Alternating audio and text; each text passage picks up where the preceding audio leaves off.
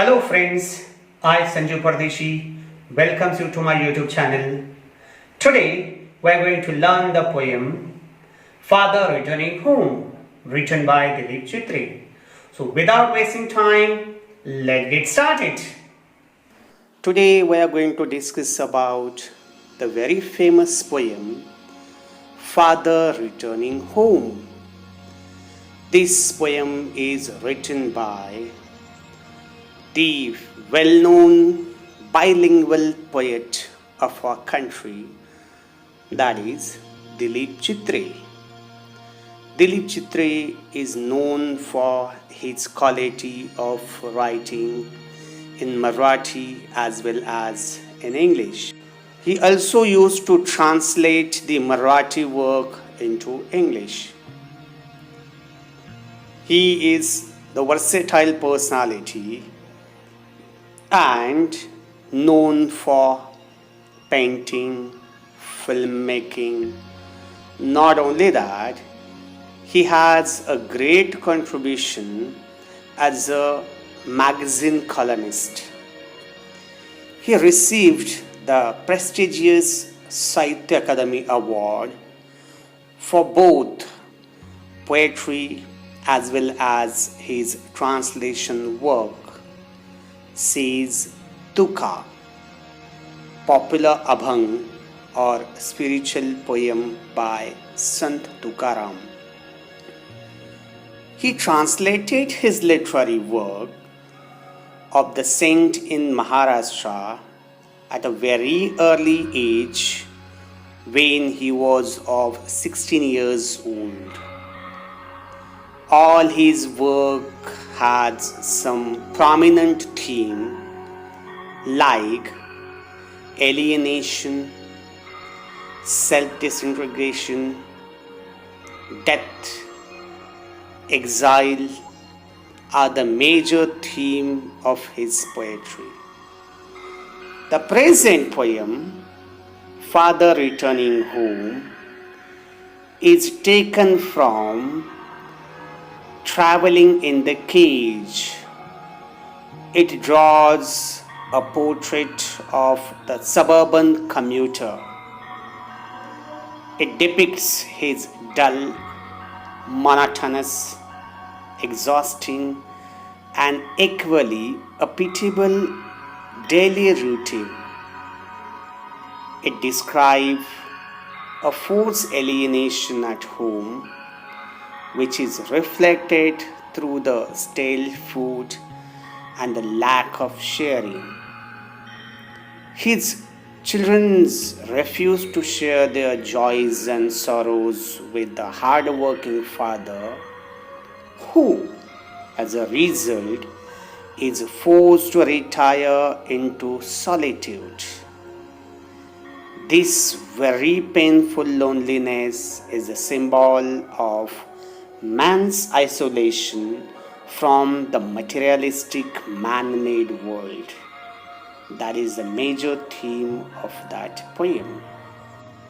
If we see the stanza structure, we can find that there are two stanzas. First stanza is of 12 lines and second stanza is of 13 lines. Now, poetic devices. This poem does not have any rhyming words because the poem is written in free verse. Free verse means a poem where there is no rhyme and no rhythm. Now, if we see other poetic devices like figures of speech, there are three prominent figures of speech in that poem. And those figures of speech are simile, alliteration, and onomatopoeia. That poem has some autobiographical touch. Yes, my dear friends, the speaker of that poem is poet himself, a son who speaks about his father, Purushottam Chitre, moved to Mumbai from Baroda in 1957. So let's start the actual poem, what that poem says to us. First, I will read out the poem loudly, then we will discuss it about in detail. Let's see very first stanza. My father travels on the late evening train, standing among the silent commuters in the yellow light. Suburbs slide past his unseen eyes.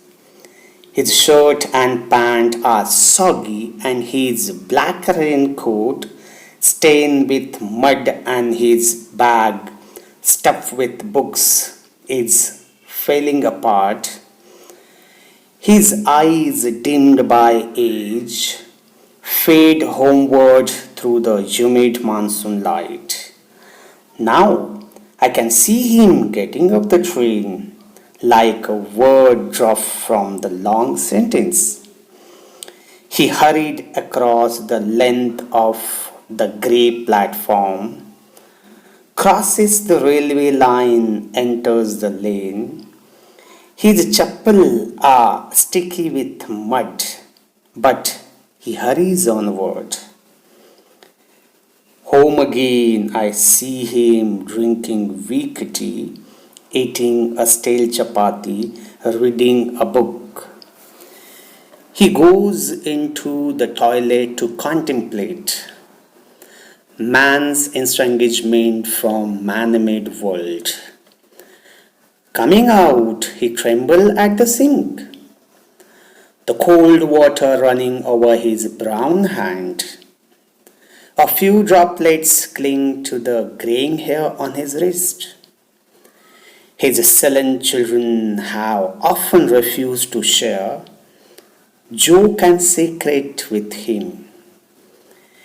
He will now go to sleep, listening to static on the radio, dreaming of his ancestors and grandchildren, thinking of nomads entering a subcontinent through a narrow pass. Now, friends, let's see that poem in detail, line by line. The very first line, the poet has been telling us that father has been traveling by the train and he is getting late. It indicates that his father was working hard. And you know that his journey is also monotonous because he has been standing among the silent commuters in a yellow light.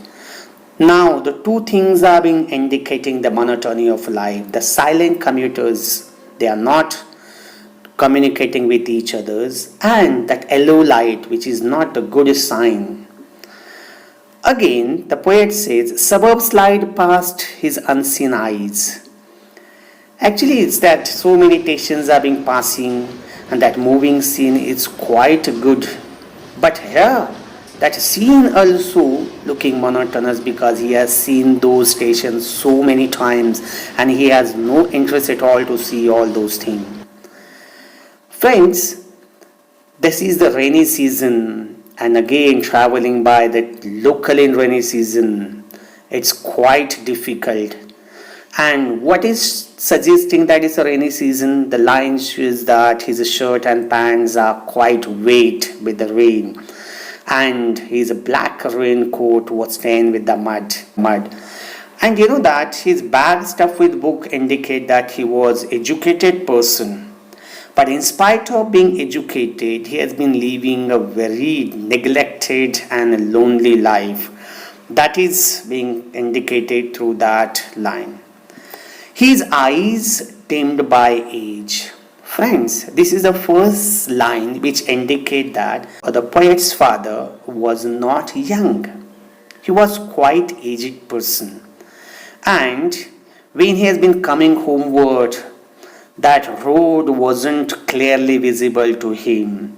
But he was all excited to come at home. Why? Because he was expecting that maybe he may get some satisfaction, some kind of communication at home. And he has been coming homewards in a monsoon night. Now when he come at home or when he started homeward, The road wasn't very clear one to him because his eyes are dim. Now the poet says that when he was being getting down, when his father was getting down from the train, he has been comparing him with the word from the sentence. Means as any word that like article, any unimportant word like article is being dropped from the sentence, it does not affect the sentence at all. In the same way, when the poet's father was getting down from the train, the people, the commuter from the train will remain unaffected. Here we can see that the poet's father and the unimportant word from the sentence are being directly compared with each other, and this is how there is a figure of speech called simile. Look at the next line. He hurries across the length of the grey platform, crosses the railway line, enters the lane. His chappals are sticky with mud, but he hurries onward. Actually, when he has been walking through the lane, it was not a comfortable road to walk upon. But still, he was very eager to come to home. But even after coming at home, you will find that his condition remained unchanged. He was feeling loneliness in the office, during the journey, and he was very eager to come at home with the expectation that maybe his wife, his children will communicate with him and he will somehow relax. But what happened after coming home? That is what we are going to see into the second stanza. The first stanza is the description of the journey, and second stanza is the description at home. Now let's see what that second stanza says to us. Home again, I see him drinking weak tea, eating a stale chapati, reading a book. Now see, when he came home, nobody cares for him. He is being served weak tea. It symbolized that he was not getting the very strong tea or hot tea, and even he has been eating that stale chapati and he has been reading the book. Why is reading the book? Because after coming at home, his children and his wife are busy in their own work and nobody is ready to talk to him. And that is monotonous routine is being seen there again. Now if you see, the two non-English words are being used in those lines. The first one is chappals and the second one is chapati. Now even though those words are being accepted in Oxford Dictionary, still they are non-English word, and whenever non-English words are being used in English, that has a specific term known as code mixing. So these are the example of what? Code mixing. Now let's move to the next line. He goes into the toilet to contemplate. Now look at the condition. He has to think over very deeply, and for that purpose he has to go to the toilet where he has been thinking deeply. Now that a narrow toilet, the size of toilet suggests his own world. His world is also very narrow. Nobody is there in his world. And he has been deeply thinking why he has been working, for whom he has been working. Because he is quite lonely, alienated from the society, from the family members. And that is the major theme of that poem, which is being reflected through that line. He goes into the toilet to contemplate. Men's engagement from man-made world. Yes. Actually, we are so busy with our work that we don't have time for our people. We are so busy in earning. Now, friends, even Corona has taught us that yes, we should give the time to our friends. We should give the time to our relatives, because that is our real treasure, not all property and all. Let's move to the next line. Coming out, he trembled at sink. This is another line which indicate that he's grown old. He was been trembling at the sink, and the trembling indicate his old age. cold water running over his brown hand. His life is so cold. There is no enthusiasm. There is coldness everywhere. There is a lack of enthusiasm. A few droplets cling to graying hair on his wrist. Again, this is the third line which indicates that the poet's father was quite old. Friends, you may be asked the question that find out the line from the poem which indicate that poet's father was old. And these are the various lines which has been indicating to us that he was quite old. Now see, he was quite old and see, his sullen children have often refused to share jokes and secrets with him. My dear friends, this is another sub-theme of the poem that is known as generation gap. Father is quite old and children are quite young.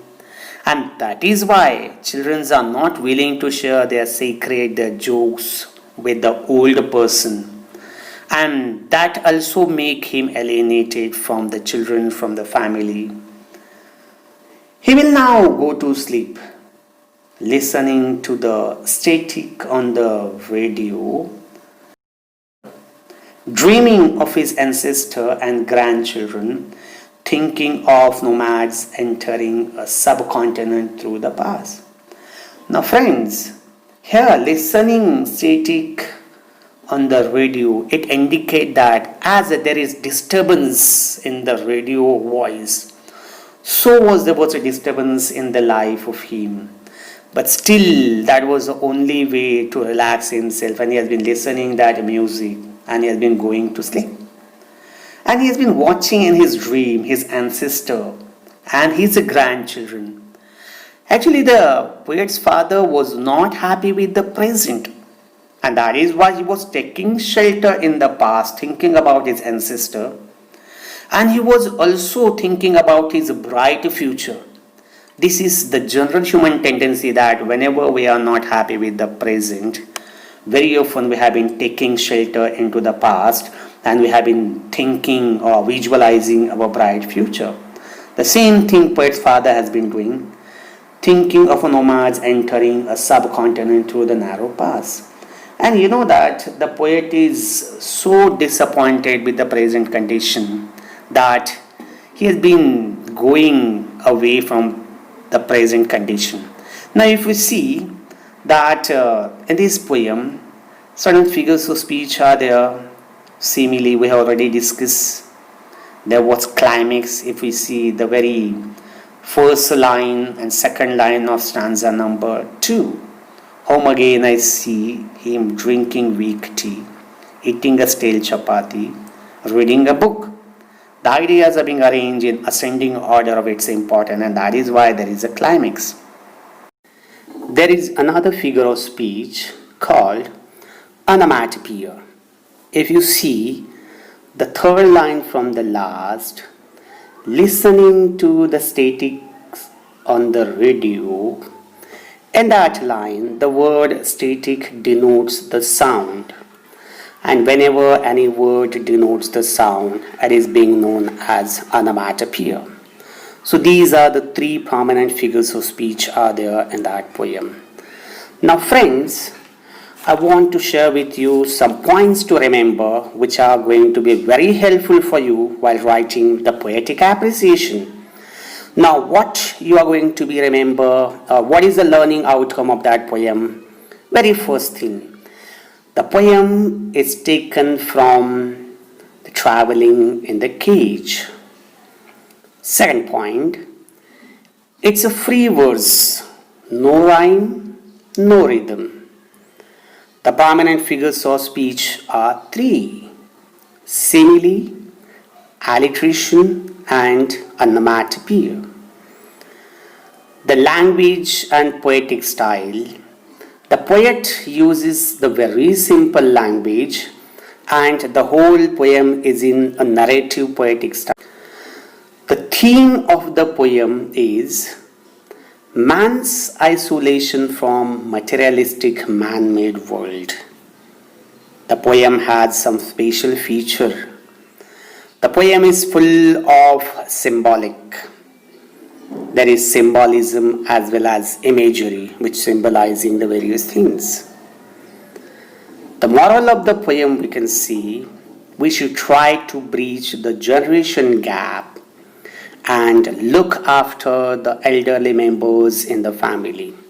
Friends, these points are going to be very helpful for you when you have been dealing with poetic appreciation.